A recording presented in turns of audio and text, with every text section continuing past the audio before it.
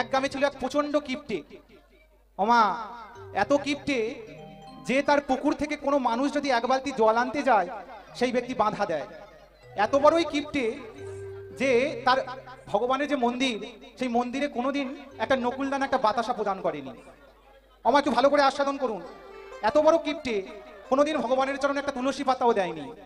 তা সেই কিপ্টের মনে বাসনা জেগেছে আমি একটু মেয়ের বাড়িতে যাব। ওমা, তা মেয়ের বাড়িতে যাবে বলছে, যেতে গেলে কি নিয়ে যেতে হয় আপনারা বলুন? মিষ্টি নিয়ে যেতে হয় বাবা। তা কিপ্টে বলছে আমি কিপ্টে, আমি মিষ্টি ফিষ্টি নিয়ে যেতে পারবো না। তাহলে কি নিয়ে যাবে গো? কি নিয়ে যাচ্ছে জানেন বাবা? একটা খরাতে ধান ভেজে খই তৈরি করে নিয়েছে। এক খরা খই নিয়ে নাচতে নাচতে যাচ্ছে। তো এখন বাবা গুরুম গুরুম কালবৈশাখীর ঝড়, তাই তো বাবা? আমফান, কখনো আইলা, কখনো লাইলা, কখনো ইয়াস, তাই তো? হঠাৎ প্রচন্ড ঝড়, চারিদিক থেকে শব্দ, বাঁচাও, কে কোথায় আছো, বাঁচাও। নদীর বাঁধ ভেঙে যাচ্ছে বাবা, কত বাড়ি উড়ে যাচ্ছে, কত ঘর উড়ে যাচ্ছে, একটাই শব্দ, বাঁচাও, কে কোথায় আছো, বাঁচাও।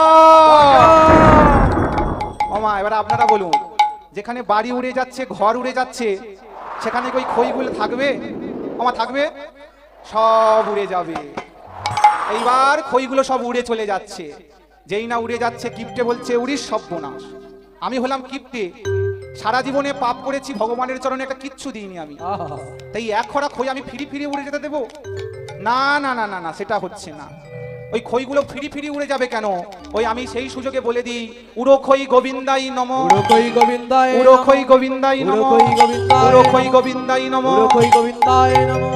যেই উড়ো খই গোবিন্দাই নমঃ, গোবিন্দাই নমঃ, গোবিন্দাই নমঃ বলেছে, সঙ্গে সঙ্গে ঝনাত করে একটা বাজ করে মৃত্যু হয়ে গেছে তার। আপনারা অপরাধ নেবেন না বাবা।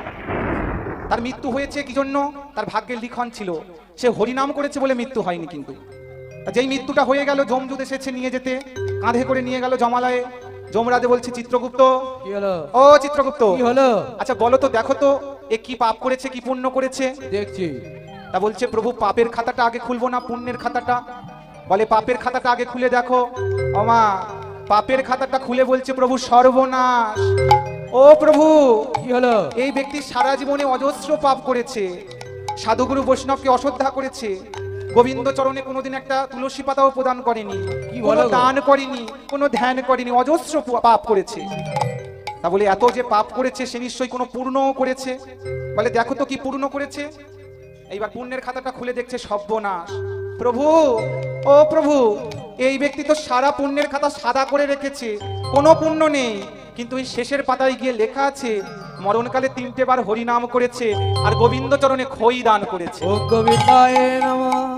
মা, যমরাজ মনে মনে ভাবছে, তাই তো, মরণকালে হরিনাম করেছে, কোন পাপ করলে কোন শাস্তি হয় সেটা আমি জানি, কিন্তু মরণকালে হরিনাম করলে কি হয় সে তো আমি জানি না। মরণকালে হরিনাম করলে কি হয় মা, আপনাদের জানা আছে কি হয়? যমরাজ বলছে, আমি তো জানি না। চিত্রগুপ্ত, ও চিত্রগুপ্ত, কি হলো? তুমি কি জানো মরণকালে হরিনাম করলে কি হয়? ও প্রভু, আমার তো জানা নাই। বলে সর্বনাশ, তুমিও জানো না? তোমার এবার কি হবে বলুন? যমরাজের দায়িত্ব কি না, কোন ব্যক্তি কোন পাপ করেছে, কোন পুণ্য করেছে তার হিসাব রাখা, তারপর তার গতি করা। তা বলছে, আমি যখন জানি না, তা আমি এক কাজ করি, যিনি চতুর্বদনে হরিনাম করেন সেই ব্রহ্মার কাছে যাব, ব্রহ্মার কাছে গিয়ে জিজ্ঞাসা করব যে মরণকালে হরিনাম করলে কি হয়। তাই নাচতে নাচতে ব্রহ্মার কাছে গিয়ে বলছে, প্রভু, ও প্রভু, আমার সঙ্গে এই ব্যক্তিকে দেখছো, এর নাম হলো উড়ো খই, সারা জীবনে অজস্র পাপ করেছে, কিন্তু ওই মরণকালে বেটা একেবারে হরিনাম করেছে। প্রভু, মরণকালে হরিনাম করলে কি হয়? ব্রহ্মা একটু চিন্তা করে দেখলেন, দেখে বলছেন, না না না না, মরণকালে হরিনাম করলে কি হয় সে তো আমি জানি না যমরাজ। তুমি এক কাজ করো, যিনি পঞ্চবদনে হরিনাম করে সেই মহাদেবের কাছে গিয়ে জিজ্ঞাসা করো। ওমা, তাই এবার কিপ্টে বলছে, ঠাকুর, ও ঠাকুর, তুমি আমাকে এত দূর হাঁটিয়ে হাঁটিয়ে এনেছো, আমার অনেক কষ্ট হয়েছে, আমি হলাম কিপ্টে, সারা জীবনে বিনা প্রয়োজনে আমি আমার শক্তি খরচ করি না, এত দূরের পথ হাঁটিয়ে এনেছো, আমাকে আবার হাঁটিয়ে হাঁটিয়ে নিয়ে যাবে? না না না না না না, এইবারে যদি শিবের কাছে নিয়ে যেতে হয় আমাকে কাঁধে করে নাও। যমরাজ ভাববে চাকরি চলে যাবে, এবার আর গতি করতেই হবে, তাহলে না হলে কি হবে বাবা, চাকরি চলে যাবে। তাই যমরাজ আমার কাঁধে করে নিয়েছে। এইবার মহাদেবের কাছে যাচ্ছে, আর মহাদেবের কাছে যেতে গেলে কি বলতে হয়? ওম নমো শিবায়, নমো শিবায়, হর হর ভোলে নমো শিবায়।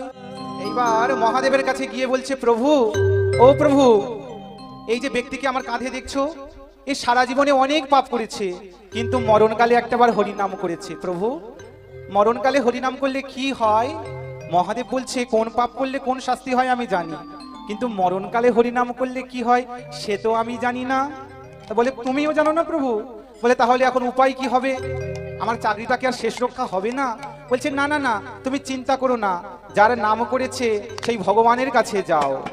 আমা তাই এবার কিপ্টে বলছে, প্রভু ওই কাঁধে করে নাচতে নাচতে ধেই ধেই করে নিয়ে আসলে, আমার অনেক কষ্ট হয়েছে, এইবারে যদি তুমি আমাকে নিয়ে যেতে চাও একটা পালকির বন্দোবস্ত করে দাও।